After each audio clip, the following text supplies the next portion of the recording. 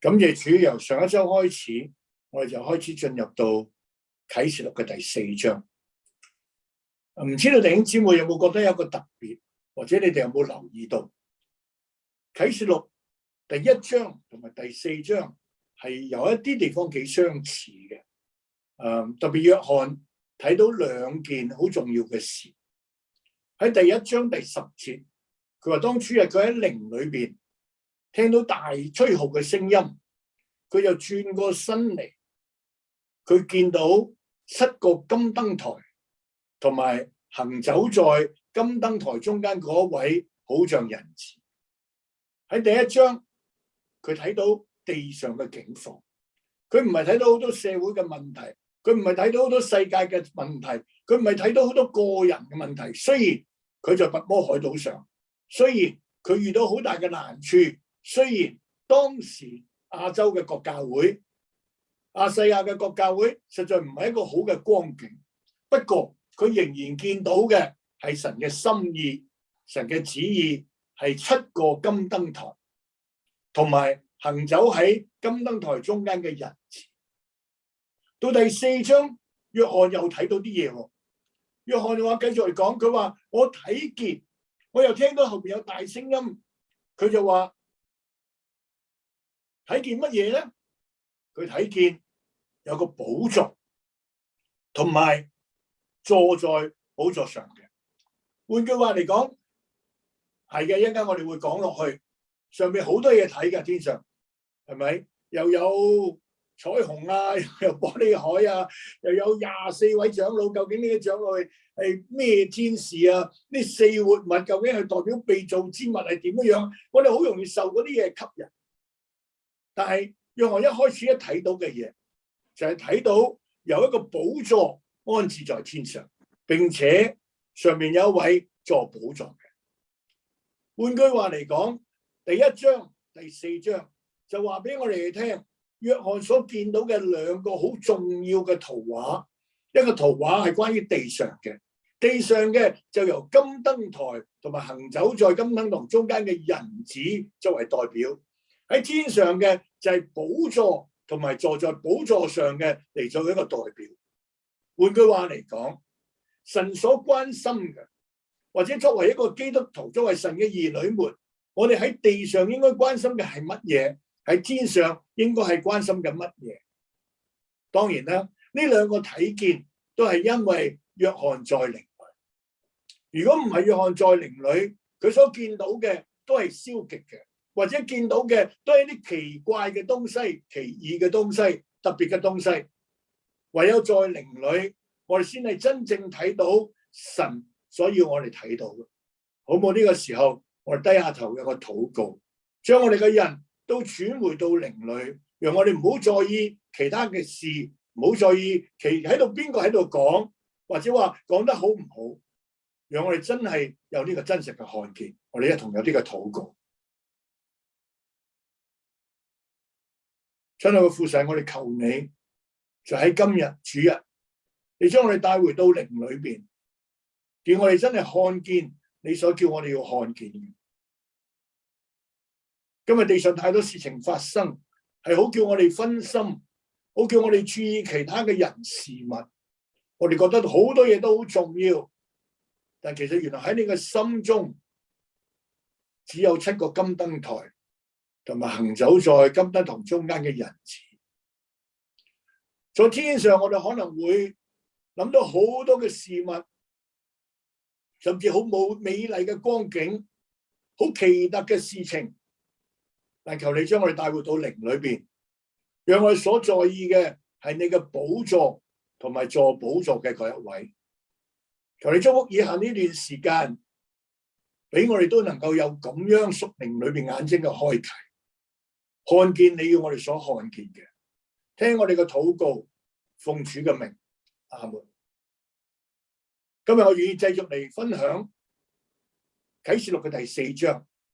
喺啟示錄嘅第4章裏邊，除咗上一次弟兄們所交通嘅寶座同埋坐寶座嘅嗰一位，到下半章就有一個圖畫，就係4活物同埋24位長老都嚟向神有個稱頌，做寶座嘅稱頌，同埋用咗一個詞喺第10節，就話敬拜那活到永永遠遠嘅敬拜。當我讀到敬拜呢個詞，我就睇一睇啟示錄出現過幾多次。其實喺新約大概用過60次話咧，啟示錄用咗24次，加埋約翰福音11次咧。其實約翰啊所寫嘅書信裏邊咧，好着重敬拜呢個詞。所以我特別亦都留意下22章第8同埋第9節。嗰度約翰寫到最後尾，佢話這些事是我約翰所聽見所看見的，我既聽見看見了，就在指示我的天使腳前俯伏要敬拜佢。嗱，當時約翰見到一個咁嘅光景，聽晒佢所講嘅東西，我相信好自然，人就係咁樣樣啦，人就係要去俯伏嗰位天使，但係突然間天使就話，他對我說，千萬不可，我與你和你弟兄眾先知，並那些守這書上言語的人，同是作僕人的，你要敬拜神。其實咧，中文翻譯得好斯文啊，就話你我同埋讀呢本書嘅人，其實都係作僕人嘅。跟住就係2個字嘅啫 ，worship God。敬拜神，從22章裏邊你就睇見所有嘅一切嘅結論就係呢2個字嘅啫，敬拜神。我哋可能好熟悉敬拜呢個詞，不過如果你深入去睇啟示錄，你就發覺在啟示錄裏邊講到敬拜嘅時候咧，其實係2個極端。第4節講敬拜神，19、20章以後係講敬拜神。中間出現嘅敬拜，卻係敬拜龍、敬拜獸。你就會發覺原來呢個敬拜啊，係有2個講究喎。一係你就敬拜神，一係你就敬拜龍或者敬拜獸。係咪好似福音書裏邊所講嘅，一個人不能服侍2個主，唔係惡這個惡那個，好那個就係重這個輕那個。你們不能有侍奉神又侍奉馬門，冇中間路線嘅喎。原來喺啟示錄用到敬拜嘅時候係一個咁極唔係極端，係一個咁大嘅對比。一係就敬拜神，一係就敬拜獸、敬拜龍。弟兄姊妹啊，唔好忘記我哋今年信息嘅主題，聚焦得勝基督，持守耶穌基督嘅見證。咁其實我哋持守一個乜嘢嘅見證咧？其實我哋應該持守一個敬拜神嘅見證。如果我哋唔敬拜神，我哋好可能我就敬拜緊偶像，敬拜緊龍，敬拜緊獸。弟兄姊妹，呢件係一個嚴肅嘅事。今日早上我哋花咗少少時間嚟睇下，點解24位長老4活日係對神有咁樣嘅敬拜呢？第一，敬拜係因為認識神嘅寶座。約翰一睇到神嘅寶座，所有呢啲4活物、24個長老、24位長老，佢哋敬拜係因為佢哋圍繞住呢個寶座，佢哋認識呢個寶座嘅價值。喺第4章裏邊講到呢個寶座，可能我就重複咗上一次弟兄們嘅分享，請你哋包涵。但係我覺得我更有呢個負擔，就係俾我哋認識原來呢個寶座係尊貴嘅，係榮耀嘅，係無與倫比嘅。用啟示錄第4章用到碧玉，用到紅寶石，用到綠寶石，用到水晶等等呢啲貴重嘅寶石、貴重嘅物件去形容呢一個嘅寶座。就係話呢個寶座係尊貴、係榮耀嘅，所以當佢哋敬拜嘅時候，當佢哋讚美嘅時候，總係要說到但願尊貴、榮耀都要歸於呢一位永活嘅神。弟兄姊妹，我哋嘅詩歌亦都教導我哋係要將尊貴、榮耀歸俾佢，佢配嘅。點解啊？因為認識寶座嘅價值。呢個唔係一張普通嘅凳，唔係你同我坐嗰張按摩凳，唔係你認為嗰張哎呀都幾多錢買啊，成萬蚊買嘅凳啊！我個孫女啊嚟我屋企咧，就有個特別嘅東西，就永遠都去走去嗰度咧，就搶咗我張凳嚟坐。佢因為佢知道咧嗰個係我嘅寶座嚟嘅，但係其實嗰個唔係好值錢嘅啫。但係我哋要認識呢一度天上嘅寶座係好尊貴，所以用咗咁多尊貴嘅寶石去形容佢。第二，我哋要認識呢個寶座係有權能，係審判嘅寶座。所以聖經裏面話俾我哋聽，佢有閃電，有聲音，有雷轟，並且喺佢前面咧有七靈，有七盞火燈。呢個七盞火燈就係神嘅七靈。如果你讀埋撒迦利亞書，你就發覺啲七盞燈亦都係七眼，係遍察全地嘅。所以呢個寶座唔係得個樣噶，呢個寶座係帶住審判嘅權柄嘅。呢個寶座係會將人嘅真實嘅情形完全透露出嚟。喺呢段聖經裏邊提到玻璃嘅海，提到四活物全身都係透明，都係眼睛。其實就話俾我哋聽，神係審視一切、透視一切，係冇一樣嘢係可以逃過佢嘅眼睛，冇一樣嘢佢係唔知道。難怪新約聖經話俾我哋聽，我哋所做嘅、所說嘅每一句，有一日都要完全嘅供出嚟。呢個係寶座嘅權能。弟兄姊妹，我哋有冇見到一個咁樣嘅寶座咧？第三，我哋有冇見到呢個寶座係一個喺所有嘅東西嘅中心？喺呢段聖經裏邊，有最少有4次用到一個字叫做 around the throne， 環繞這寶座 around the throne。 彩虹係環繞呢個寶座，24個長老，佢24個長位座位，有24位長老，佢哋係環繞呢個寶座。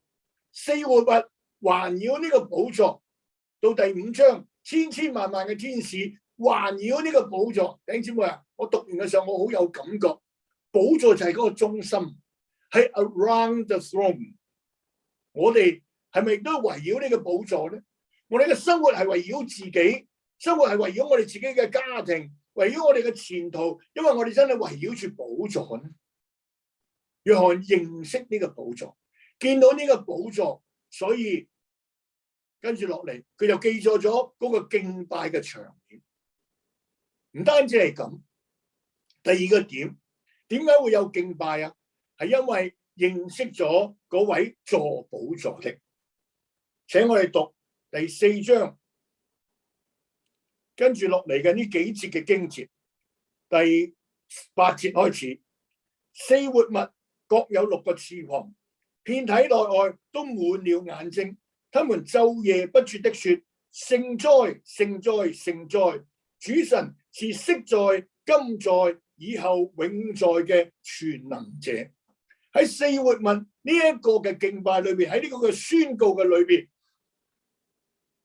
佢有一個一開始佢仲有3個詞：聖哉，聖哉，聖哉！弟兄姊妹，我哋要認識呢位坐寶座嘅，佢係聖潔嘅一位，佢係完全聖潔嘅，佢不能忍受任何嘅罪惡同埋世俗。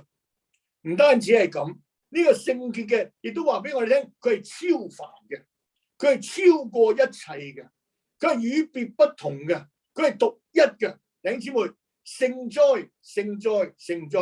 呢位坐寶座嘅唔係一個普通人，佢係超凡嘅，佢係特別嘅，佢係聖潔嘅一位。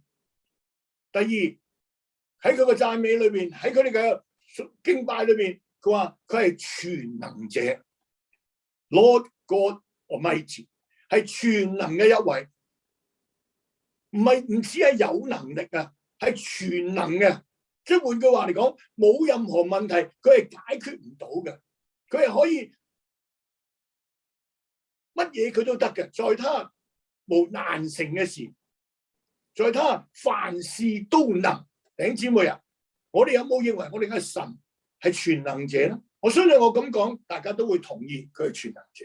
不過我哋總有喺度話，神啊，你幫唔到我噶啦，喺呢件事上你救唔到我噶啦，神啊，喺呢件事上，哎呀，總係爭啲噶，你勾咗啲啦。經過呢個疫情，經過呢啲咁多嘅事情，弟兄姊妹，我哋有冇發覺冇嘢幫到我哋嘅？其實所有嘅東西都係好似係啱嘅，但亦都係冇結果嘅。就算係對晒，又如何呢？我哋有冇一個感覺佢係全能者咧？我最近睇到一個疫情中嘅短信信息，弟兄姊妹都見到啦，係邱弟兄、邱國銘弟兄嘅見證。我裏面聽完之後好感動。唔係因為佢係我女婿啊，係因為我目睹嗰件事情發生。我目睹嗰件事情發生，我好奇妙啊！我好奇怪，因為當我知道佢哋特別係佢第一個中招嘅係我細女嘅細孫女嘅時候，我真係好擔心。1歲幾冇得打針而感染咗出嚟，啱啱前一段日子仲有個小朋友過咗身，我裏邊真係有啲嘅擔心，我都只能夠禱告。但我唔知道嗰晚邱弟兄在深夜裏邊呼求神，宣告神嘅德性，宣告神嘅能力，好奇妙嘅保守咗大孫女同埋工人。哎呀，個工人好重要啊！如果工人都病埋，就冇人可以做嘢噶啦。感謝神啊！即係呢個真係神嘅奇妙嘅安排。但我最寶貴嘅就係2日都冇，個細孫女就好翻啦。佢做完呢個見證之後，我仲話俾佢聽：你漏咗呢一點啊！佢話係啊，我漏咗啊！我哋唔可以漏咗主嘅恩典嘅。全能嘅神就係咁大，佢知道乜嘢俾我哋係最啱，佢亦都知道乜嘢係可以劃一個界線成為一個保護。佢知道點樣嘅安營，佢知道點樣嘅醫治，佢係全能嘅一位。唔單止佢係全能嘅一位，佢更係昔時、今時、以後永時嘅一位。弟兄姊妹啊，佢係冇時間限制嘅，佢冇唔合時嘅，佢係唔會 out 噶。佢幾時都係全能者啊！佢幾時都可以成為你嘅幫助。弟兄姊妹，唔好覺得神已經唔啱啦，呢個時候做唔到噶啦。嗰陣時都冇打機嘅，你點樣幫我啊？神啊，我救唔到我自己噶。其實唔係嘅，我哋聽過好多嘅見證，當神進入到佢嘅生活中，佢以神為佢哋嘅主嘅時候，乜嘢都可以戒掉，乜嘢都可以轉過嚟。弟兄姊妹啊，佢係昔時、今時、以後永時嘅全能者。如果你認識到呢位神，真係認識到咁嘅神，你會唔會敬拜？我聽完弟兄嘅見證，唔係因為佢哋好翻喎，係因為嗰個見證，我見到神嘅工作，我就真係俯伏落嚟敬拜神。我話神啊，只有你能做到呢件事，只有你能。弟兄姊妹，唔單止認識寶座，唔單止認識坐在寶座上嘅一位，我哋要更認識到嘅就係佢乜嘢係佢嘅工作，佢做咗啲乜嘢嘢呢？跟住第11節嗰度話：我們的主，我們的神，呢24位長老講嘅，你是配得榮耀、尊貴、權柄的，因為你創造了萬物，並且萬物是因你的旨意被創造而有的。換句話嚟講，佢有個工作，佢嘅工作就係創造，唔單止係咁，佢係為咗佢嘅旨意而創造。其實無論喺 ESV 或者 NIV， 佢用個英文嘅翻譯裏邊咧，我覺得係更好嘅。佢話 You created all things， 你創造咗一切 ，and by your will， 因為你嘅旨意 ，they existed and they were created。佢哋嘅存在同埋佢哋嘅被創造，都係因為你嘅旨意。弟兄姊妹啊，我哋有冇呢個認識咧？我哋有冇24位長老天使們嘅認識咧？就係話所有嘅事情嘅出現，所有事情嘅發生背後都有神嘅旨意，都有神嘅意思。佢係按照佢嘅旨意將呢啲事成就咗，做咗出嚟。而呢啲事出現都係喺今次青年嘅特會裏邊，佢哋嘅題目如何是好，我覺得好有意思。佢哋會借用約瑟去講人生裏邊，其實每一件事都係神嘅安排，我哋睇落去最唔好嘅嘢，其實可能係神最好嘅安排。所有嘢都係按住佢嘅旨意出現。弟兄姊妹，喺你嘅身上有冇呢個感覺咧？喺我身上有冇呢個感覺咧？我呢一次翻內地，安排晒好晒一切行程，結果一切行程都被打亂晒。我以為可以翻深圳，結果深圳出事；我以為可以去上海，上海出事；我以為我可以留喺蘇州，蘇州亦都緊張。所以今時今日，我唔話俾你聽我喺邊，因為我都唔知道聽日我會喺邊。點解啊？但係在呢個過程中，我裏邊好深嘅感覺，神啊，有你嘅美意，有你嘅帶領，我只係學習一個順服嘅人。因為所有嘅事，萬物固然係被佢創造，萬物嘅存在都係為咗佢嘅旨意而有。弟兄姊妹，我哋有冇咁嘅認識？如果我哋有呢個認識，認識寶座，認識做寶座嗰位，認識做寶座嗰位嘅佢嘅工作，佢嘅旨意，弟兄姊妹，我哋豈唔會向佢敬拜嗎？我哋真係要向佢敬拜，真係正如四活物同埋24位長老所講嘅，我哋要將尊貴、榮耀、權柄都嚟歸俾佢，因為佢配得晒呢一啲嘅東西。我哋嘅敬拜係因為對呢啲有一定嘅認識。第四點我要分享嘅就係乜嘢係真正嘅敬拜呢？弟兄姊妹啊，可能我哋對敬拜都有啲嘅睇法，一啲嘅觀念，一啲嘅諗法啊。而家係敬拜嘅時刻啦。咁我哋就會覺得，我哋唱幾次詩歌啦，我哋唱一啲敬拜嘅詩歌啦，或者呢段時間叫做敬拜嘅時刻。有人就話咧，我哋靜落嚟啦，我哋在神面前禱告，呢啲都係，呢啲都係。我唔係話唔係，弟兄姊妹唔好誤會，呢啲都係。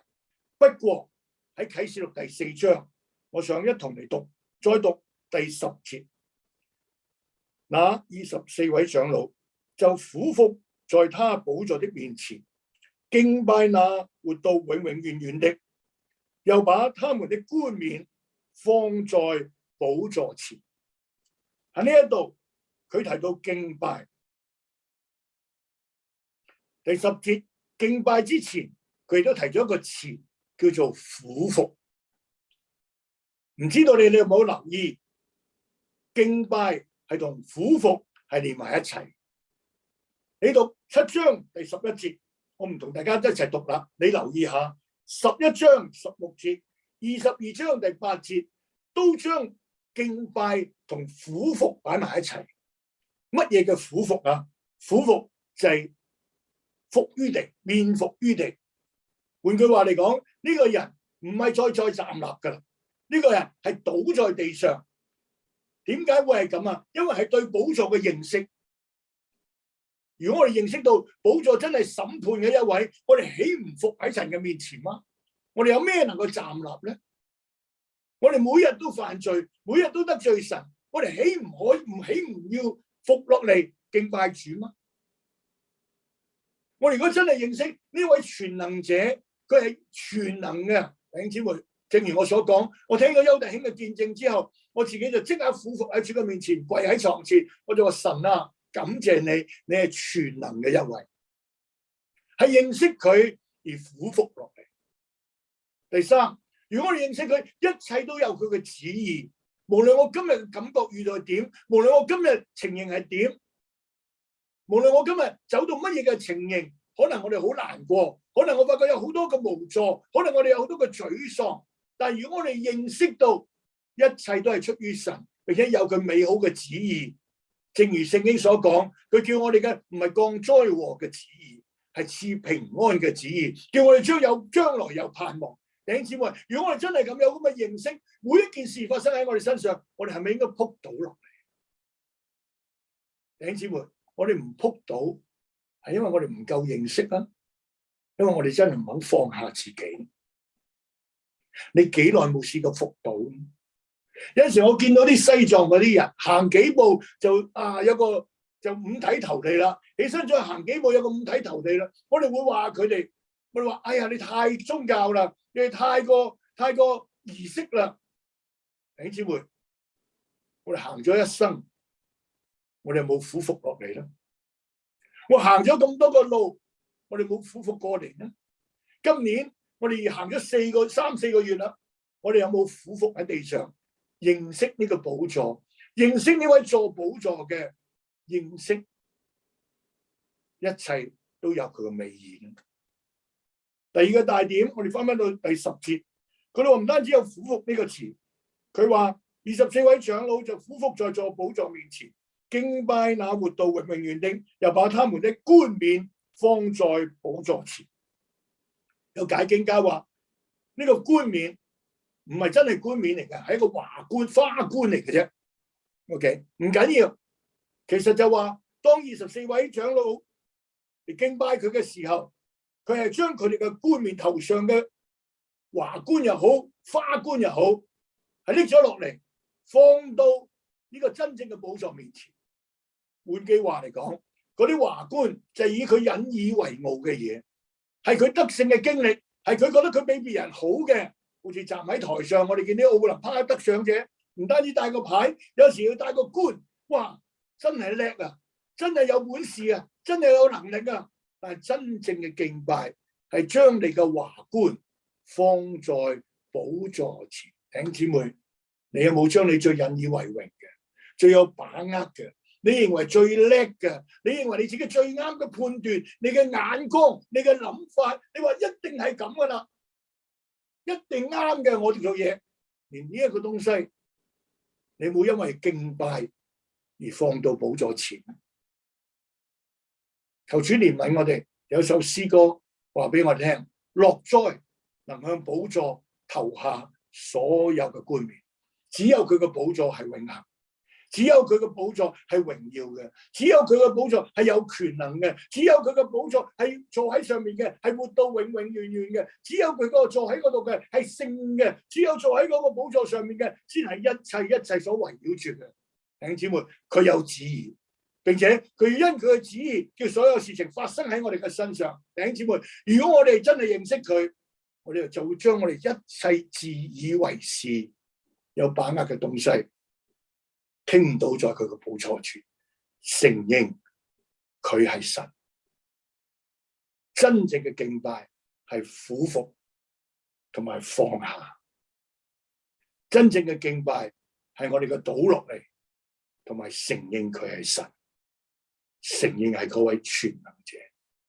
求主得着我哋，求主呢啲話喺我哋裏邊俾我哋有深處嘅回應。今日我哋喺社會裏邊，今日喺教會裏邊，今日喺家庭裏邊，喺我哋個人身上，我哋係咪做緊一個咁樣嘅見證？我哋係敬拜緊神，抑或拜緊獸、拜緊像？我哋對社會有好多嘅睇法，好唔滿意，但係我哋有冇認識到背後其實耶和華係坐着為王？我今次喺個城市裏邊，有一日未完全禁嘅時候咧，我哋行出街度行下，同幾位同事，突然間有位同事啊，俾兩位我諗應該係大學生度嘅女仔咧，去問佢一啲嘢。咁完咗，個同事走翻上嚟，我話做乜嘢？佢哋揾你做乜嘢？佢話佢哋揾我去參加一個讀書會喎。咁我話咁奇怪嘅，行下街就過嚟兩個人走嚟同你讀書喎。佢讀咩書啊？咁我都問佢讀咩書啊？佢話我想同你哋一齊讀聖經啊。我話喺中國大陸一個城市裏邊，喺呢一刻中，兩個人走埋嚟話我同你一齊做讀書會，然後就將你希望能夠將聖經介紹到俾你。弟兄姊妹啊，呢個一定唔係以前可以發生嘅事。當我哋認為所有嘅形勢都唔係咁理想嘅時候，反而福音就喺呢度咁樣出現。反而就有人愛慕神嘅話，你可能話係咪正端嚟㗎？弟兄姊妹，無論點，基督究竟被傳開了。但係我裏面好深嘅感覺，當我哋評論好多事情嘅時候，你又知唔知道神有佢嘅旨意喺我哋身上？究竟我哋有冇佢個因佢寶座而俯伏？究竟身上有冇認識呢個坐寶座嘅人而喺度有敬拜？喺我哋身上有冇因為認識佢喺我哋身上嘅旨意而後嚟降服落嚟咧？弟兄姊妹，讓我哋同你俯伏，讓我哋同你敬拜，讓我哋將我哋所有自以為是嘅東西投到寶座前，我哋同有個禱告。主啊，我哋真係將呢啲話交在你嘅手中。呢個時候，但係我哋都在靈中，俾我哋有該有嘅光，該有嘅回應，紀念我哋以下同弟兄姊妹嘅交通，提醒我哋喺地上其實就係要作呢個得勝嘅見證。我哋要見證，我哋係一班敬拜神嘅人。我哋唔要敬拜龍，我哋唔要敬拜獸，我哋要敬拜神。讓我哋對你有真實嘅敬拜，俯伏喺你嘅面前，放下我哋自己，放下一切我哋以為自是嘅東西，放下一切我哋以為自有嘅東西，放下一切以為我哋自己得嘅東西。神啊，你係我嘅神，我敬拜你，聽我嘅禱告，奉主嘅名，阿門。呢個時候我哋可以同弟兄姊妹有交通，有禱告，亦都讓神俾我哋有更多嘅機會，叫我哋能夠呢啲話能夠感動我哋，俾我哋有引力。感謝主。